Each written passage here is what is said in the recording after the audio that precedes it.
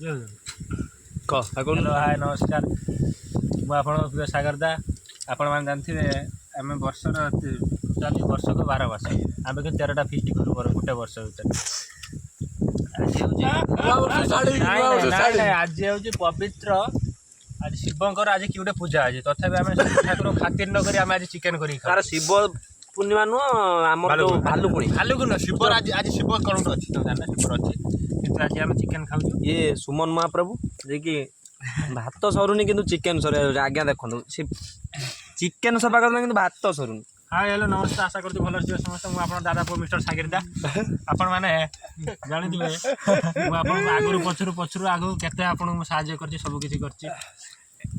साहाय्य आज आम चिकेन फिस्ट कर खाऊ ये पहलवान ये बॉडी देखने भाई भाई दिन भाई विकास माछ ना मांस भी खाई दउ